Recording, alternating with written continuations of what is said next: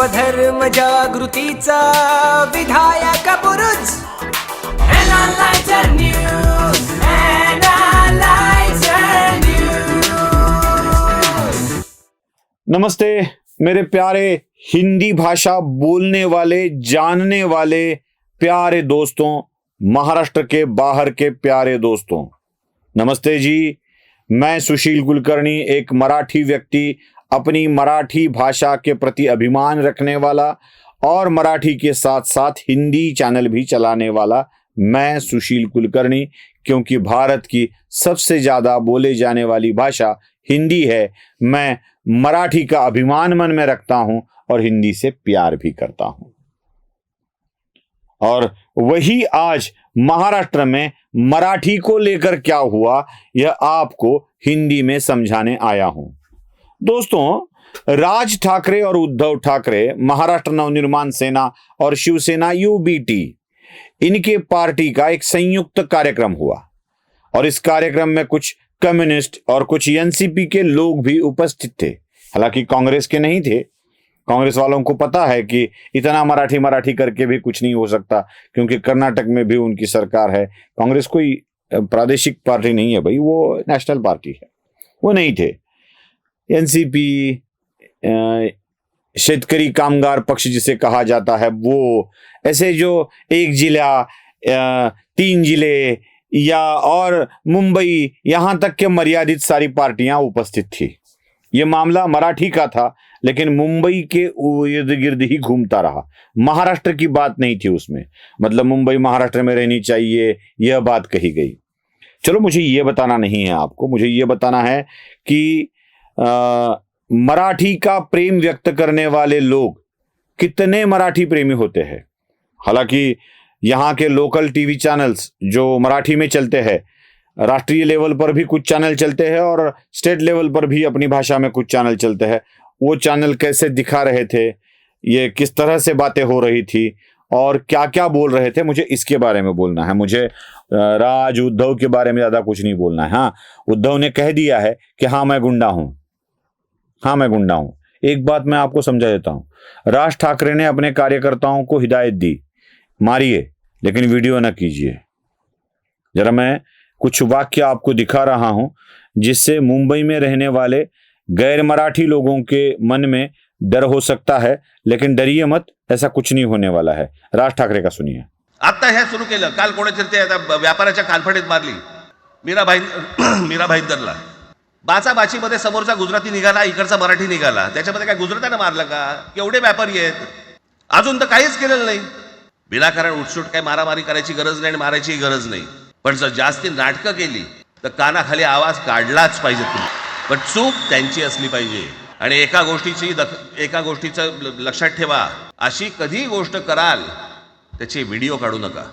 आपल्यामध्येच त्यांना कळलं पाहिजे। मारणारा कधी सांगत नसतो, मार खाणारा सांगत असतो मला मारला म्हणून, त्यांना सांगू देत।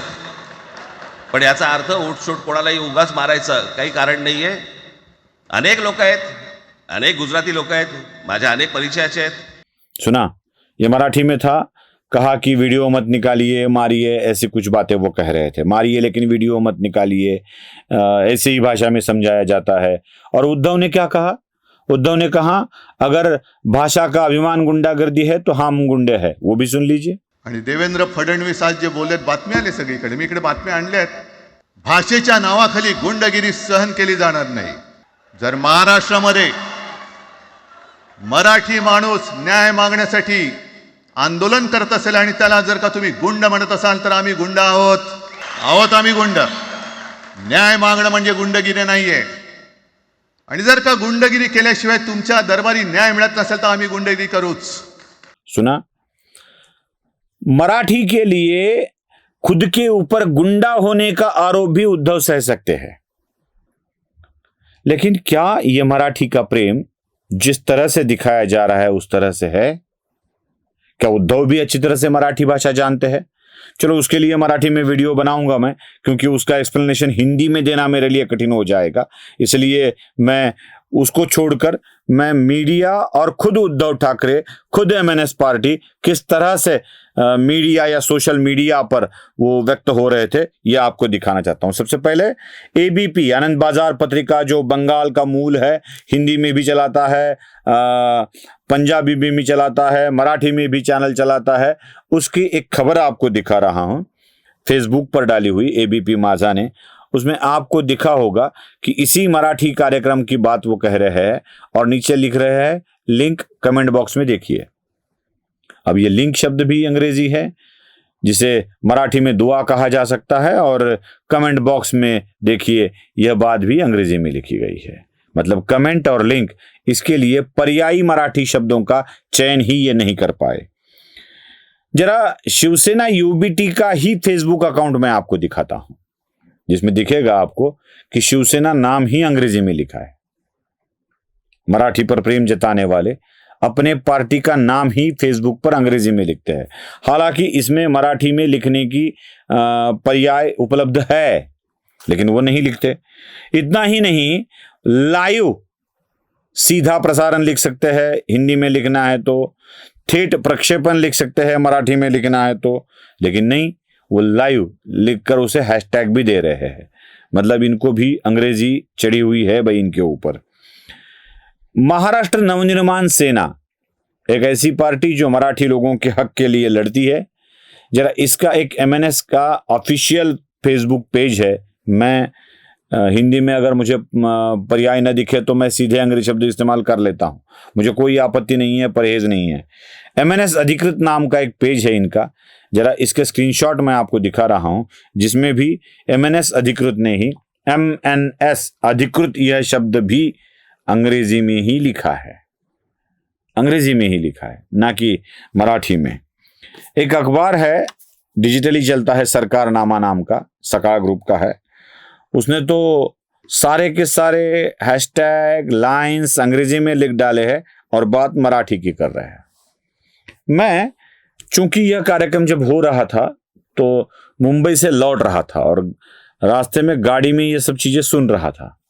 न्यूज 18 लोकमत पर एक एंकर, ज्ञानदा नाम है शायद उसका, और उसके साथ कोई और एक एंकर थी, और वो दोनों मराठी लोगों के बारे में बात कर रही थी, मराठी नेताओं के बारे में, राज ठाकरे के बारे में, वह सारी चीजें बता रही थी। इतने भाव विभोर होके बता रही थी, जैसे ज्ञानदा चौहान राम मंदिर में राम लला क्या वो टेंट में थे, तब जो सुनकर, लोगों की सुनकर उसके मन में भाव विभोरता आ गई थी और आंखें नम हो गई थी, रो रही थी ज्ञानदा।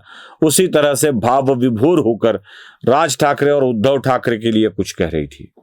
इतना कह रही थी कि राज ठाकरे पर ज्यादा प्यार किया बाला साहब ठाकरे ने, राज ठाकरे बाला साहब जैसे ही आक्रामक है, उद्धव ठाकरे शांत स्वभाव के हैं, उनके ऊपर ज्यादा प्यार श्रीकांत ठाकरे जो राज ठाकरे के पिता है उनका था।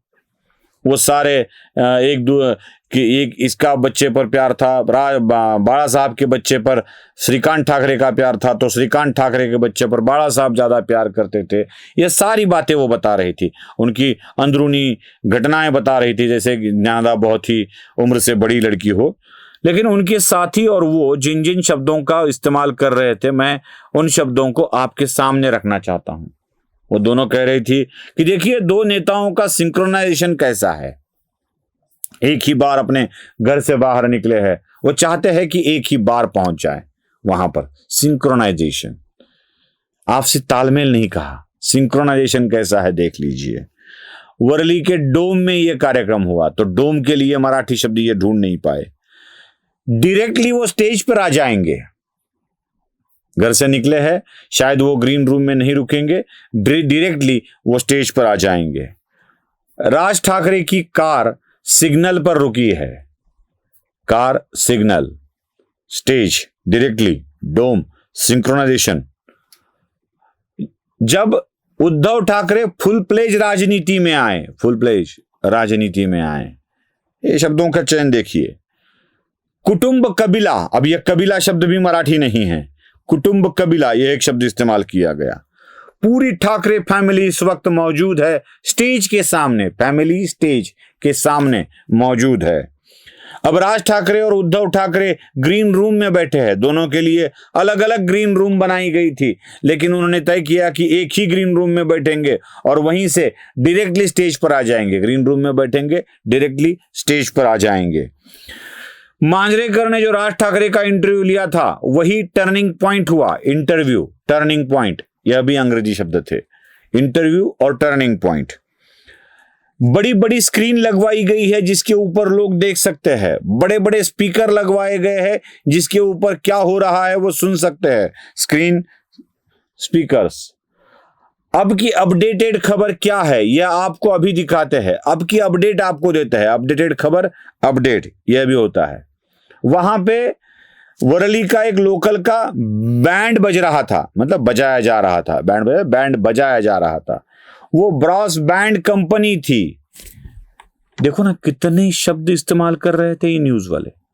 मराठी चैनल चलाने वाले synchronized, dome, directly, car, signal, full प्लेज राजनीति, कुटुंब कबीला, ठाकरे फैमिली रवाना हुए ग्रीन रूम, स्टेज पर turning point, speakers, updated, band company.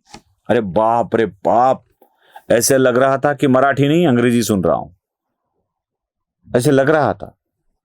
और ये सारे के सारे इसी भाषा में व्यक्त हो रहे थे। तो मैं मराठी में बात नहीं करूंगा ऐसे कहने वाले लोगों को मार कर ये जो सारी चीजें की जा रही है। और किसको मारा जा रहा है? अरे भाई, वॉचमैन को, सेल्समैन को, टैक्सी वाले को, रिक्शा वाले को, इन लोगों को मारा पीटा जाता है। है हिम्मत तो जाओ जो बॉलीवुड वाले मराठी में बात नहीं करते उनको हाथ लगा कर देखो। जाओ जरा जो बड़े बड़े लोग खड़े हैं उनको करके देखो। बस ये कह दिया तो केडिया जैसे व्यक्ति के कार्यालय पर हमला कर डाला। जो केडिया पहले बड़े मिजाज में आकर मराठी नहीं बोलूंगा कहता था, वह फिर अपमान की बात करते हुए माफ कीजिएगा यह माफी भी मांगता है। वही केडिया। क्या ये सच में इंडस्ट्रियलिस्ट था? इतना बड़ा इंडस्ट्रियलिस्ट था जिसको मारने की बात ये कर रहे थे? मुझे तो लगता है ये सुशील केडिया नाम का जो व्यक्ति है ना, ये केडिया व्यक्ति ही प्लांटेड है। भटकाने के लिए, भड़काने के लिए किया गया ये व्यक्ति है। वरना कौन किसी भाषा का इस तरह से अनादर अपने फेसबुक अकाउंट पे या ट्विटर पे करेगा? उसको फिर मीडिया वाले बुलाते हैं।